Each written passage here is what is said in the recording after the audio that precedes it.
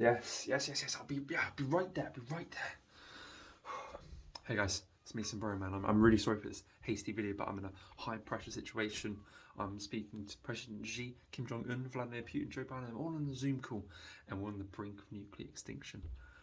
And we're very, very close. And I just told him, give me 5 minutes, because there's one last thing I want to do is speak to you, my audience, my loving fans.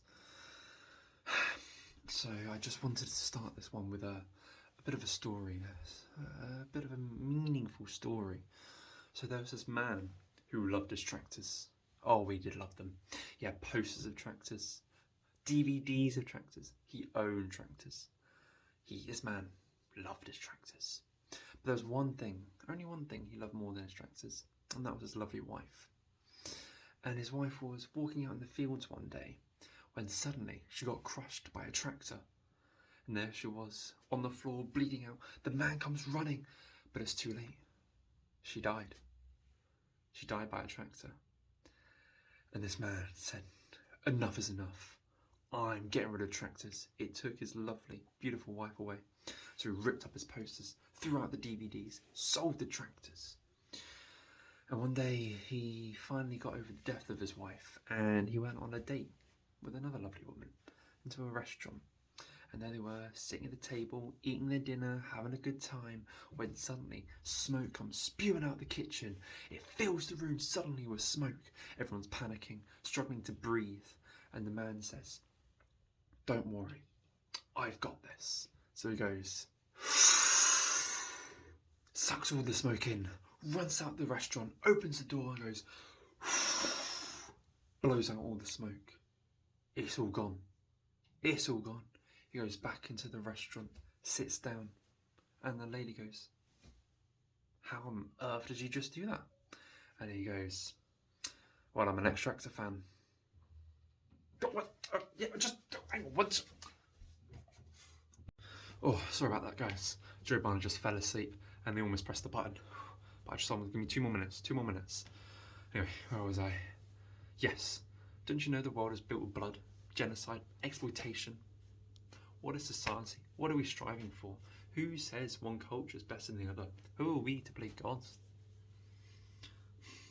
See, we've all got something that we've trapped inside, that we try to suffocate, hoping it dies, holding it underwater, but it always survives, and then it comes out of nowhere like an evil surprise, and then it hovers over you, telling you millions of lies.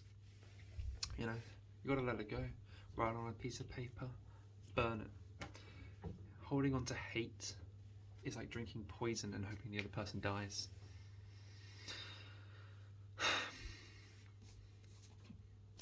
Your mind is a powerful place, and what you feed it can affect you in a powerful way.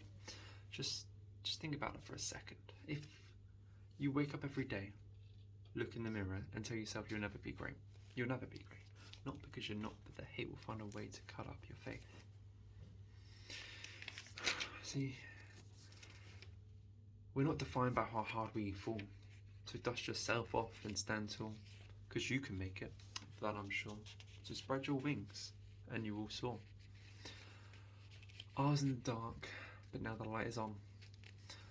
Sombrero man's been thinking, and Sombrero man's been thinking hard. What am I? Who am I? Is my sombrero just a cheap gag at cultural appropriation? Is my identity, my personality, all wrapped up in this sombrero? No. I have a life. I have a wife. I have kids. I bet you don't even know my real name. You know what? It's time for me to tell you my real name. My name's Brian. That was difficult. That was scary. Being brave isn't doing things without being scared. It's doing it despite being scared. And that was scary. And I think that's just a sign. No more sombrero. Oh God. Joe Biden just fell, broke his hip, and I think he just pressed the button. I gotta go. I gotta save humanity. Sombrero man! Brian, out.